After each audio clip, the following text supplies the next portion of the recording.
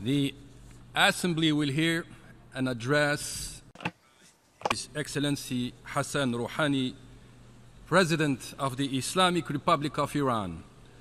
I request protocol to escort His Excellency.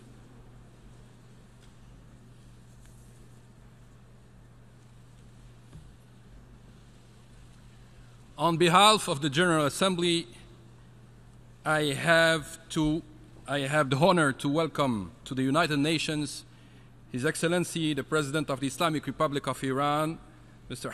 Hassan Rouhani, and to invite him to address the Assembly.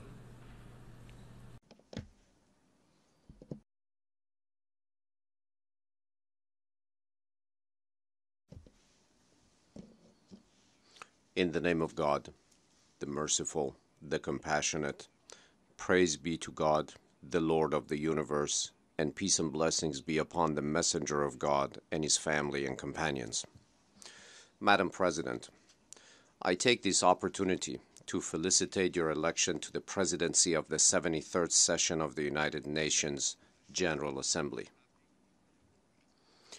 We have assembled here today as the world is suffering from recklessness and disregard of some states for international values and institutions. The message of our presence here is that the preservation of interest and security in the world in the least costly manner is solely possible through the cooperation of and coordination among countries. However, it is unfortunate that we are witnessing rulers in the world who think they can secure their interests better, or at least in the short term ride public sentiments and gain popular support through the fomenting of extremist nationalism and racism, and through xenophobic tendencies resembling a Nazi disposition, as well as through the trampling of global rules and undermining international institutions, even through preposterous and abnormal acts such as convening a high-level meeting of the Security Council.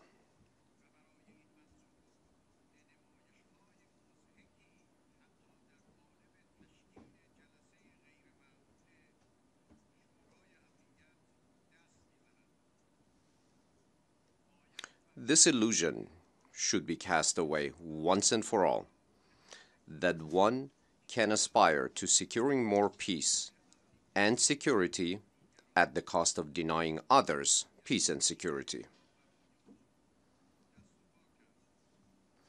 We should not allow the breathing space for and growth of the line of thinking that holds others to ransom through the artificial creation of insecurity. Along this track, confronting multilateralism is not a sign of strength. Rather, it is a symptom of the weakness of intellect. It betrays an inability in understanding a complex and interconnected world. Under such circumstances, negligence or inefficacy of international institutions can endanger world peace. Those seeking dominance and hegemony are enemies of peace and the perpetrators of war. The government of the United States of America, at least the current administration, seems determined to render all international institutions ineffectual. This government, having withdrawn from a multilateral agreement adopted by the Security Council in contravention of the rules and norms of international law, invites the Islamic Republic of Iran to bilateral talks.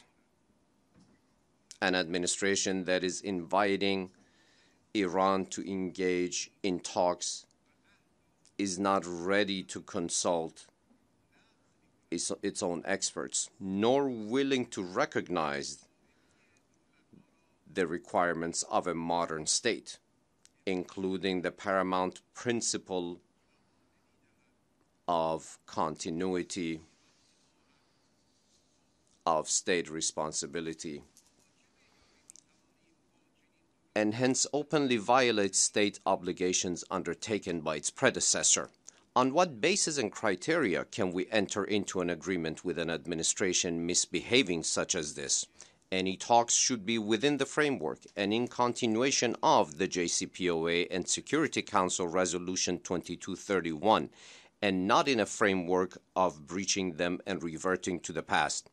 It is ironic that the U.S. government does not even conceal its plan for overthrowing the same government it invites to talks. Distinguished colleagues, the approach of the Islamic Republic of Iran in the field of foreign policy has been based on multilateralism and compliance with the recognized principles of international law. Our respect for the Non-Proliferation Treaty and the long and difficult negotiations with the Group of 5+1, which led to the conclusion of the Joint Comprehensive Plan of Action, the JCPOA, illustrates a clear manifestation of this approach. We are pleased that the international community did not acquiesce to the U.S. government's unilateral and illegal withdrawal from the JCPOA and adopted a categorical position vis-à-vis that decision. The JCPOA is the outcome of more than a decade of diplomatic efforts and a period of intensive negotiations to resolve an artificial crisis. This document was unanimously approved by the Security Council Resolution 2231 and codified into an international obligation. According to this resolution, all countries and international and regional organizations were called upon to support the implementation of the JCPOA and to refrain from any actions that undermine implementation of commitments under the JCPOA. Based on 12 consecutive reports of the International Atomic Energy Agency, the IAEA, Iran has thus far complied with all of its commitments. However, the United States, from the very beginning, never remained faithful to its obligations. Later, the current administration, resorting to flimsy excuses and in open violation of its commitments, finally withdrew from the accord. The United Nations should not allow its decisions to fall victim to the domestic election and propaganda games of some of its members, and should not allow any member states to dodge the execution of its international commitments.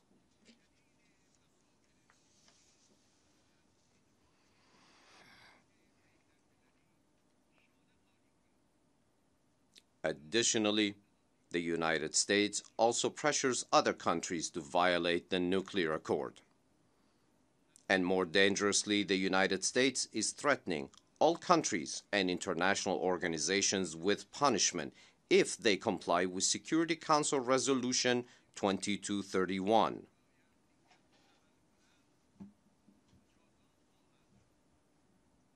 It is the first time in the history of the United Nations that such a general invitation to violation of law is coupled with threatening law abiders with punishment. This is not just peculiar to the JCPOA, but a pattern that even applies to the U.S. approach to the International Criminal Court.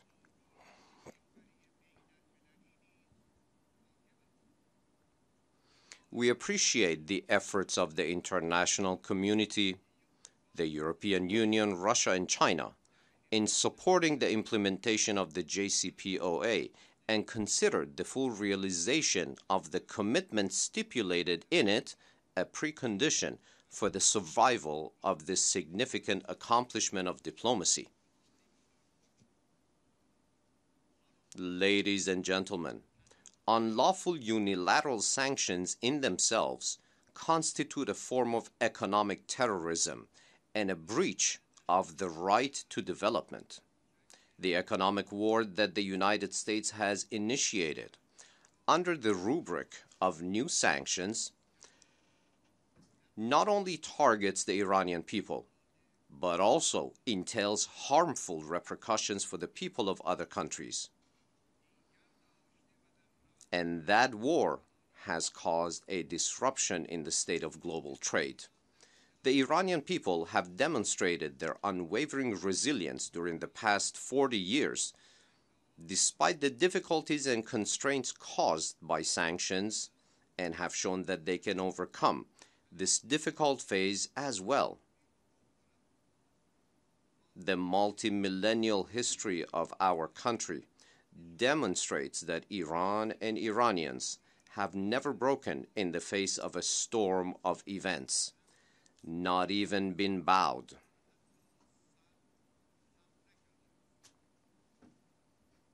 I state here in clear, unambiguous terms that the United States policy vis-à-vis the Islamic Republic of Iran has been wrong from the beginning, and its approach of resisting the wishes of the Iranian people, as manifested in numerous elections, is doomed to failure.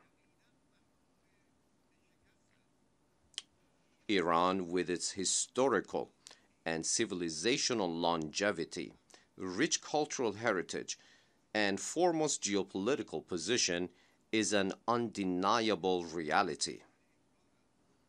The policy of engagement and cooperation with Iran has produced positive outcomes for other nations, as best reflected in Iran's cooperation with friendly countries in the fight against terrorism. The United States' understanding of international relations is authoritarian. In its estimation, might makes right. Its understanding of power, not of legal and legitimate authority, is reflected in bullying and imposition. No state and nation can be brought to the negotiating table by force, and if so, what follows is the accumulation in the grapes of wrath of those nations to be reaped later by the oppressors. We concur that at the end of the day there is no better way but dialogue. However, dialogue is two ways.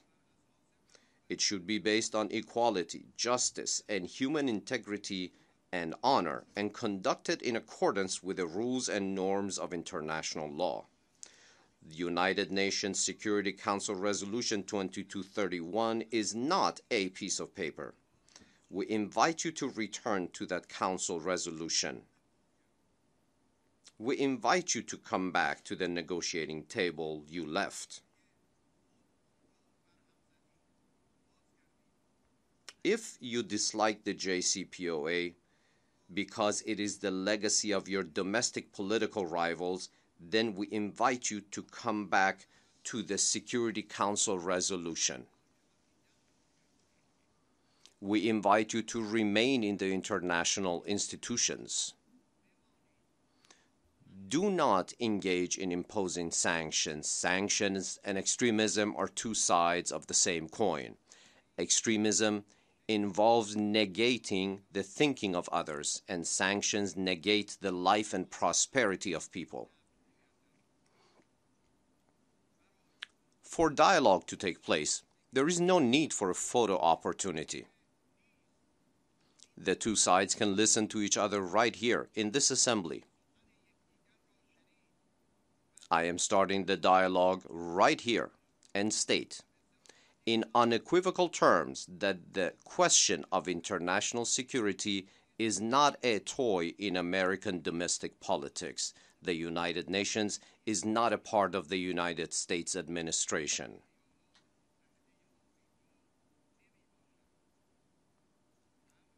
Dialogue can resume in this assembly from the same point and by the same person who left the dialogue table and walked away from the accord.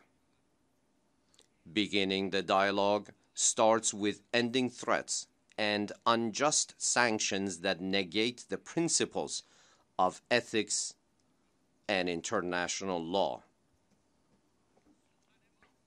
Our proposal is clear: commitment for commitment, violation for violation, threat for threat, and step for step,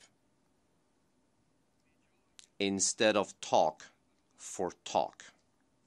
What Iran says is clear: no war, no sanctions, no threats, no bullying, just acting according to the law and the fulfillment of obligations. We support peace and democracy in the entire Middle East. We consider nuclear knowledge an imperative and nuclear weapons prohibited. As victims of terrorism in the past and today, we have always been and will always remain in the forefront of genuine confrontation with terrorism. Today, we mourn the martyrdom of tens of innocent people who were recently murdered on Saturday in cold blood by terrorists who shamelessly accepted responsibility from a number of Western capitals for their heinous crime. In interviews with some Western-based broadcasting outfits that are financed by petrodollars. In Iran, we have condemned all acts of terrorism without equivocation and will continue to do so. We welcome the strong statement from the Security Council on this issue.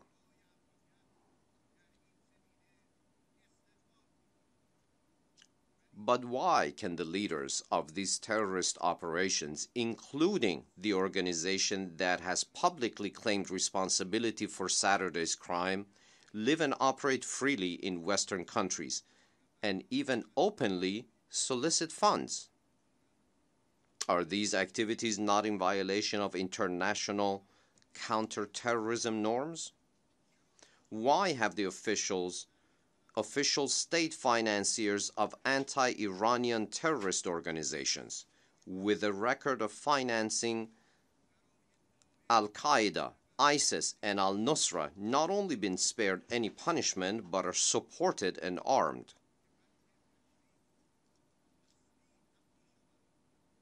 If you want the world public to take your claim of fighting terrorism seriously, it is imperative to start a joint global campaign to fight this scourge, irrespective of the victims or culprits.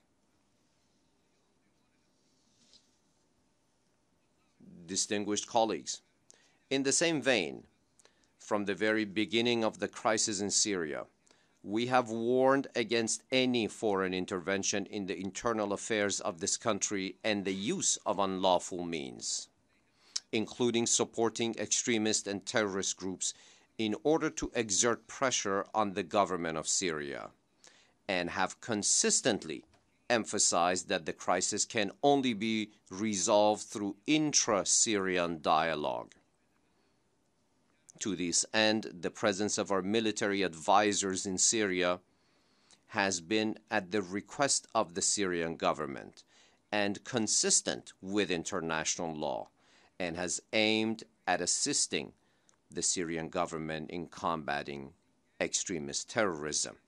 Iran, Russia, and Turkey, in cooperation with the government of Syria and other Syrian parties, have succeeded through the Astana process, the third summit meeting of which took place in Tehran earlier this month, in playing a positive role in reducing tensions in Syria, and in their last common effort have prevented escalation and bloodshed in the Idlib region.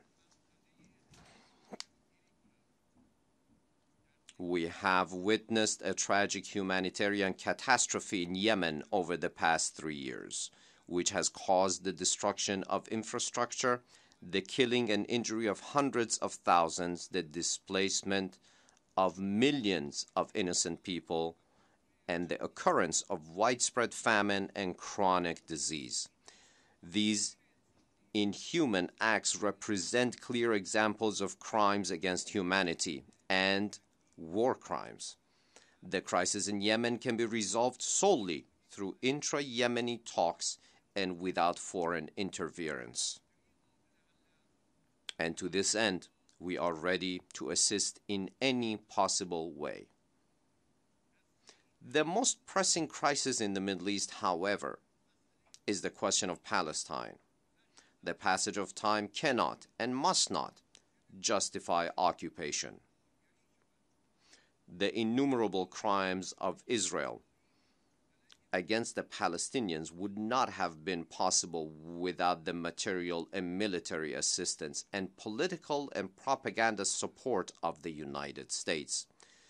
Israel, equipped with a nuclear arsenal and blatantly threatening others with nuclear annihilation, presents the most daunting threat to regional and global peace and stability.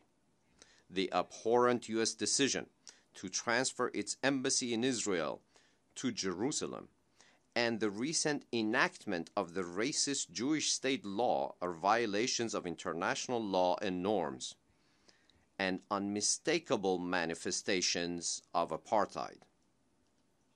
Madam President, the expansion of relations with neighbors and the creation of a more secure and more developed region are among the main priorities of Iran's foreign policy. A few weeks ago, Iran, along with other 4 coastal states, signed the Convention on the Legal Status of the Caspian Sea, which will strengthen good neighborliness and bring prosperity and progress for all of the coastal states. We also desire the same relations with our southern neighbors in the Persian Gulf. We believe in the formation of a collective mechanism for the Persian Gulf region with the presence and participation of all regional countries. The security of the Persian Gulf and the Strait of Hormuz has always been important for us, and just as we defended this security during the war imposed on us by Iraq, we will confront any and all disruptive efforts in this critical waterway in the future. We espouse a peaceful view in political and international issues and have not sought, nor do we seek, war with any country. Iran does not need an empire. Iran is an empire in terms of its civilization and its culture, not through political domination. Iran has served as the link between East and West and will continue to do so, remaining a meticulous guardian for a world free from violence. The Islamic Republic of Iran is the same state that understood the fascistic nature of the Ba'athist regime in Iraq before anyone else in the world and bravely persisted its aggression against us. We fought against the Ba'ath Party of Iraq before Kuwait was occupied by it. The Islamic Republic of Iran is the same state that was on the forefront of the struggle against Taliban terrorism and gave up martyrs in that struggle. We fought against Al-Qaeda and the Taliban before the attacks on New York and Washington, D.C. The Islamic Republic of Iran is the same state that fought against Daesh, a fake, distorted representation of Islam. We were engaged in the fight against Daesh before their operations in Paris, London, and Brussels. Appreciate these historical realities about Iran. Quit imposing sanctions and end extremism. The world will not have a better friend than Iran if peace is what you seek. I thank you for your attention.